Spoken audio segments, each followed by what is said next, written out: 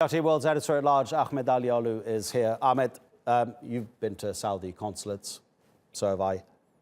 Their embassies, their consulates are some of the most well-policed buildings in the world. It seems either a huge coincidence or slightly mysterious that the recording equipment wasn't working inside the consulate when Khashoggi entered.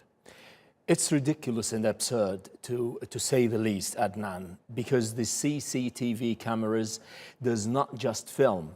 They record as well at least 3 to 10 days. But when the Consul General talks to the media and to Reuters telling them that we don't have any footages for Jamal Khashoggi and he left the embassy, this doesn't make any sense, because what we know from the footages surrounding the area that he entered on his feet, but he never get out from the consulate, that's for sure. Now, why don't they cooperate? Why don't they offer these kind of recordings and footages to the security forces here in Turkey to see if they were the ones who was responsible, or there is other party who are trying to mix the things and mix the cars on the ground with the relations between Turkey and Saudi Arabia. It's not, the absurdity is that the Saudi Arabia officials are not cooperating fully, which doesn't make any sense. Nobody understands why this is happening.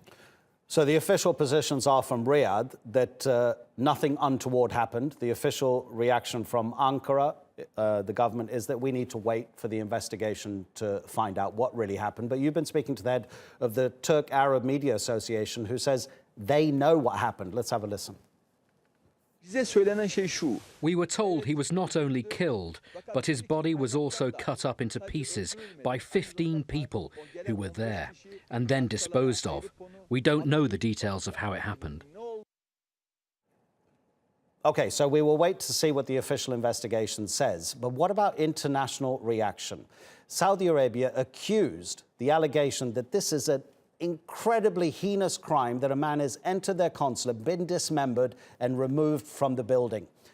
Imagine if this had happened at the Iranian consulate. You can imagine the reaction around the world. At the moment, the rest of the world seems to be quite mute about this. Simply because Saudi Arabia is an indispensable investor.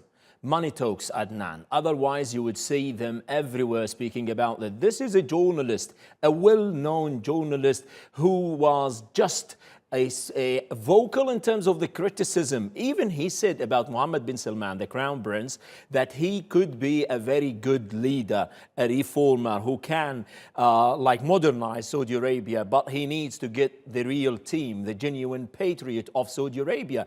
He was not critically or let's say unconstructively criticizing Mohammed bin Salman, and he was at least disappearing.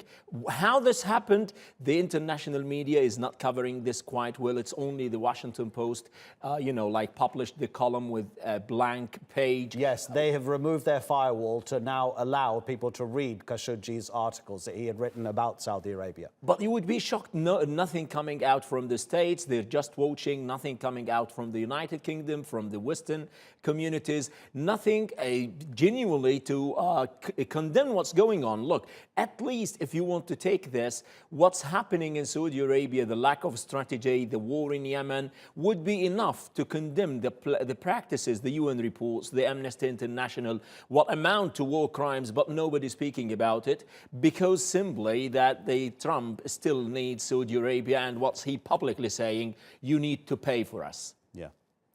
Ahmed Aliolu, thanks for coming into the studio, as always. Thank you.